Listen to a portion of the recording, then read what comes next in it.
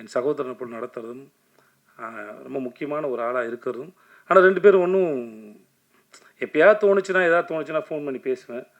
மற்றபடி பெரிய பரிமாற்றமோ அப்படிலாம் எதுவுமே இல்லை. ஆனாலுமே அவனை ரொம்ப பிடிக்கும். ஸோ ஜஸ்டின் இந்த படத்தில் ரொம்ப அற்புதமாக வேலை பார்த்துருக்கேன். அது நான் சொல்ல தேவையில்லை. ஒரு முறை கீரவாணி அவனை பற்றி பேசினதை வச்சுருந்தேன். எனக்கு ரொம்ப பெருமையாக இருந்தது. அவன் கூட பிறந்திருந்த இல்லை அவங்க வீட்டு ஆளுங்க எவ்வளோ சந்தோஷப்படுவாங்களோ எனக்கு அவ்வளோ சந்தோஷமாக இருந்தது. நம்ம வீட்டு பிள்ளையை பற்றி இன்னொருத்தர் பேசுகிறது, ஒரு மிகப்பெரிய ஆள் பேசுகிறதுங்கிறது எவ்வளோ சந்தோஷமோ எனக்கு அவ்வளோ சந்தோஷமாக இருந்தது.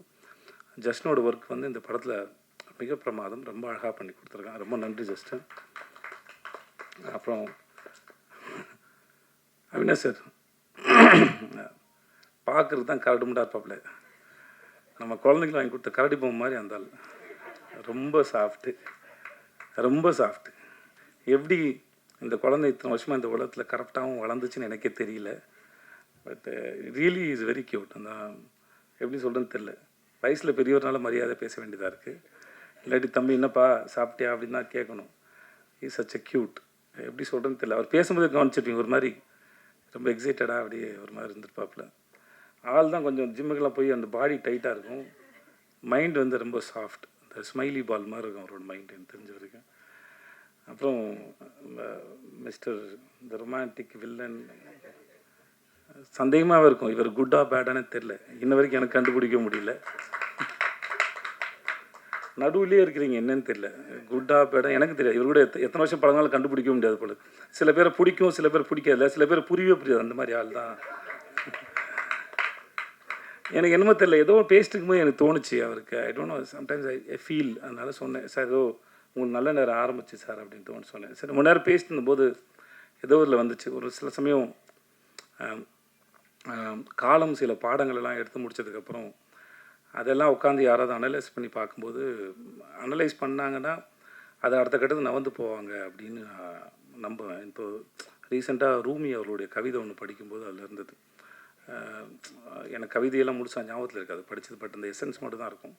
எசன்ஸாக வந்து ஒவ்வொரு நாளும் நம்ம எந்திக்கும் போது சில சமயம் வந்து ஒரு ஒரு அற்பத்தனம், ஒரு சந்தோஷம், ஒரு சின்ன அவேர்னஸ்ஸு, இந்த மாதிரி சில விஷயங்கள் வந்துட்டு போகும். அதோடு சேர்த்து வஞ்சனையும் வரும், துரோகம் வரும், அவமானம் வரும். இதெல்லாம் ரொம்ப தூரத்துலேருந்து வருது.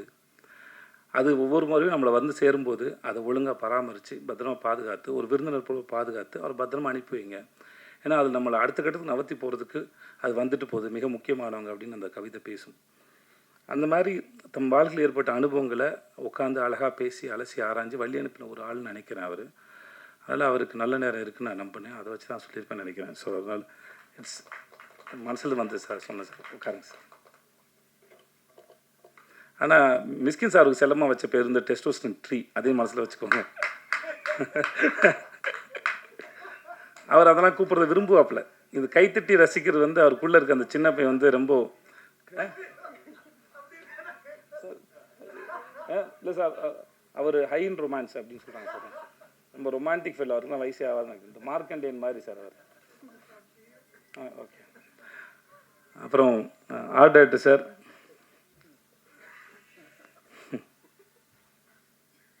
உங்களை பார்க்கும் உங்கள் ஸ்கூல் டேஸில் நான் போய் உங்களோட ஃப்ரெண்டாகவும் ஆசையாக இருக்குது சார் எனக்கு. இந்த மாதிரி பையன் என் ஃப்ரெண்டாக இருந்தானா ரொம்ப சந்தோஷப்படுவேன். ஏன்னா அவனை நம்பி நான் என்ன வேணால் பண்ணுவேன், எங்கே வேணால் போவேன். ஏன்னா அந்த பையன் எங்கேயும் போக மாட்டான். எனக்கு அவருக்கும் பெரிய பழக்கம் இல்லை. நிஜமாக இல்லை சார். 2 பேரும் அவ்வளோ பேசிக்கவே இல்லை. நீங்கள் பேசும்போது ரொம்ப ரொம்ப சமத்து பையனாக ரொம்ப க்யூட்டாக இருந்தது சார். இந்த நோட் புக்கில் லேபிள்லாம் கரெக்டாக ஒட்டி பேர்லாம் தப்பு இல்லாமல் எழுதி ப்ரெசன்ட் பண்ணுவாங்கள்ல, அந்த மாதிரி ரொம்ப ஸ்வீட்டாக இருந்தது சார் பேசும்போது. பாருங்கள்,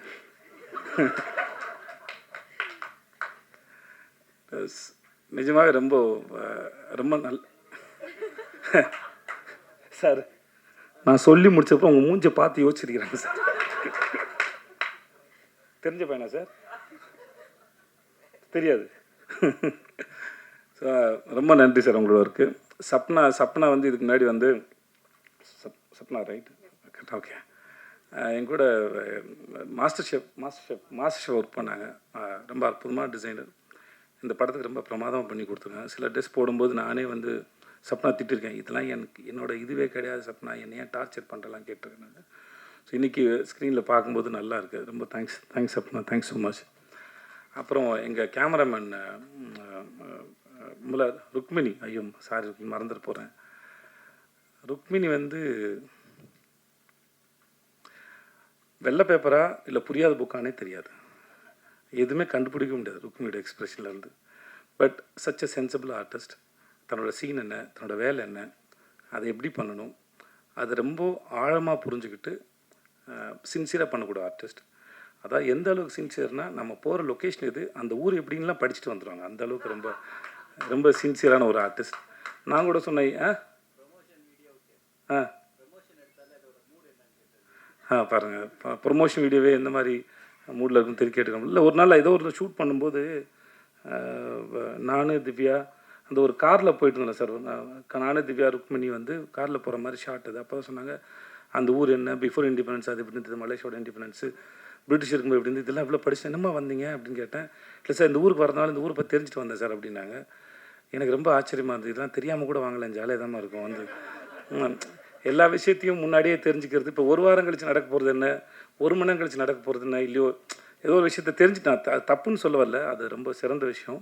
பட் அது சில சமயம் தெரியாமல் கூட வாங்கலாம், ஏன்னா எனக்கு வராதனால அது வரணும் அப்படின்னு சொன்னேன் வெளியே. மற்றபடி அவங்க பண்ண தப்புன்னு சொல்ல வரல. பட் ஆனால் இந்த மாதிரி ஒரு ஊருக்கு வரதே ப்ரிப்பேர் ஆகிட்டு வரவங்க தன்னோட வேலைக்கும் பண்ண போகிற காட்சிக்கும் எல்லாம் வந்து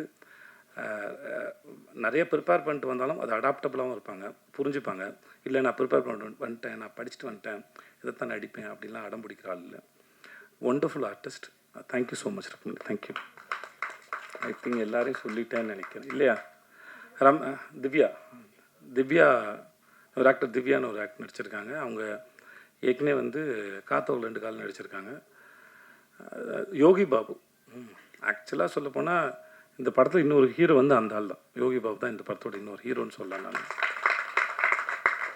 எனக்கு யோகி பாபு எப்பயுமே ரொம்ப ஆச்சரியப்படுது. யோகி பாபு ரொம்ப ஆச்சரியப்படுத்துறது ஏன்னா இவ்வளோ படங்கள் நடிக்கிறாங்க, இவ்வளோ சீன்ஸ் வருது. இப்போது நான் அவர் பாண்டியராஜ் சார் கூடயும் தலைவன் தலைவியில் நடிச்சிருக்கேன், அவர் கூட ஜுங்கால் நடிச்சிருக்கேன். பட் ஆனால் ஒவ்வொரு முறையும் எப்படி அந்த மூளை இவ்வளோ யோசிக்குது, இவ்வளோ கவுண்டர்ஸ் போடுது, அது ரொம்ப ஆச்சரியப்படுத்துது என்னை வந்து. நான் ரொம்ப ஆச்சரியப்படுறேன் அவரோட சிந்தனையும் சரி, அதை என்டர்டெயின் பண்ணுறதாக இருக்கட்டும் சரி.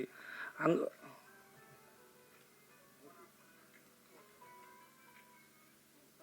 பரவாயில்ல பேசணுமா? Okay okay.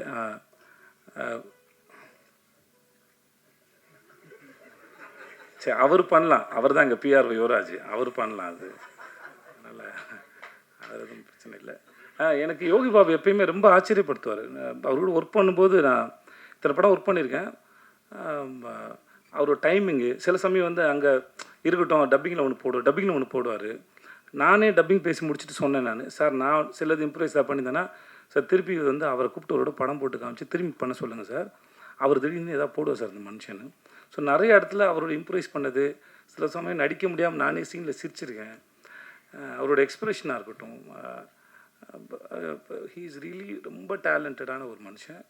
அப்புறம் நடுநடுவில் வந்து படம் டைரக்ட் பண்ணுறதுக்கு கதையெல்லாம் சொல்லுவார், ரொம்ப நல்லாயிருக்கும். நான் ஒரு முறையும் பேசும்போது தலைவா டைரக்ட் பண்ணிடுங்க தலைவா, ரொம்ப யோசிக்காதீங்க. ஏன்னா அவர் ரொம்ப நல்லா யோசிக்கிறார். சும்மா உட்காந்து டைம் பாஸ் பண்ணி நான் பார்த்தே இல்லை யோகி பாபு. யோகி பாபு யாரோ ஒருத்தராவது இன்ட்ராக்ட் பண்ணுறாரு, ஏதாவது பேசுகிறாருன்னா இல்லை ஏதாவது ஃபன் இருக்கும். எனக்கு ஒரு முறையும் ஆச்சரியமாக இருக்குது. எனக்கு எப்பயுமே என் கூட நடிக்கிற நடிகர்களோ இயக்குநர்களோ இல்லை யாரோ ஒருத்தர் சந்திக்கிற நபரோ அந்த மூளை எப்படி ஃபங்க்ஷன் ஆகுது, அது எப்படி சிந்திக்குதுங்கிற ஆச்சரியம் வந்து எனக்கு எப்பவுமே இருந்துகிட்டே இருக்கும். அது எனக்கு பல முறை என்னை ஆச்சரியப்படுத்திருக்காரு Yogi Babu. One of the very sensible actor, very good actor. அந்த மூஞ்சில் என்ன பண்ணாலும் உட்காருது, என்ன பண்ணாலும் அதை கேரி பண்ண முடியுது, அவ்வளோ கான்ஃபிடண்ட்டான ஒரு ஆள். நான் ரீசெண்டாக அவரை பற்றி நிறைய நெகட்டிவ்ஸும் பார்க்குறேன். ஆனால் நான் ஒர்க் பண்ண அனுபவத்துன்னு சொல்கிறேன், அந்த ஆள் வந்து ரொம்ப தங்கமான மனுஷன், ரொம்ப சிந்திக்கக்கூடிய ஒரு மனுஷன், அற்புதமான ஒரு வேலைக்காரர். அவரோட வேலை பார்த்த இந்த அனுபவம் வந்து மிக சிறந்தது. இந்த படத்தோட இன்னொரு முக்கியமான தூண்னு சொன்னால் அது யோகி பாபு நான் சொல்லுவேன். அவ்வளோ பிரமாதம் பண்ணியிருக்கார். இந்த படத்தை நிறைய இடத்துல வந்து அருண் தூக்கி நிப்பாட்டிருக்காப்ப. Thanks to Yogi Babu and Divya வந்து ரொம்ப திவ்யா ஒரு சப்போர்ட்டிங் ரோல் பண்ணியிருக்காங்க. அதை நீங்கள் ட்ரெயிலரில் பார்த்துருப்பீங்க. அவங்களும் ரொம்ப அற்புதமான ஆக்டர். திவ்யாவுக்கு ரொம்ப நன்றி, thank you so much. I think நான் யாரையும் விடல நினைக்கிறேன். And thanks to N DOP sir. நான் காந்தி டாக்ஸ்னு ஒரு சைலண்ட் ஃபிலிம் பண்ணேன், மராட்டி டைரக்டர் கிஷோர் பலேக்கர் சொல்லிட்டு. எனக்கு அதில் தான் வந்து கரண் சார் வந்து அறிமுகம். அவர் சல்மான் சார் ஃபிலிம்லாம் பண்ணியிருக்காப்புல. இந்த படத்துக்கு கேமராமேன் பார்த்துட்டு இருக்கும்போது நான் தான் சொன்னேன், சார் எனக்கு அவரோட ஒர்க் ரொம்ப பிடிச்சிருந்து, ரொம்ப ஃபாஸ்ட்டாக வந்தது. இன்னைக்கு வர வேண்டியது அவர் வந்து போஸ்ட் ப்ரொடக்ஷனில் இருக்கனால வர முடியல. ரொம்ப பிடிச்சிருந்தது சார், நம்ம அவரை கன்சிடர் பண்ணாமல் யோசிச்சு பாருங்க. அப்போ 2 பேரும் மீட் பண்ணாங்க. இந்த படத்துக்கு அவருடைய ஒர்க் வந்து ரொம்ப பெருசு. Thanks to Karan sir and Sam cheers and everybody. யாராக விட்டுருந்தேன்னா அசிஸ்டன்ட் டைரக்டர்ஸ் டீம், அப்புறம் என்னோட பசங்க எல்லாருக்கும் ரொம்ப நன்றி. வந்திருந்தவங்க எல்லாருக்கும் ரொம்ப ரொம்ப நன்றி. தேங்க்யூ. தேங்க்ஸ்.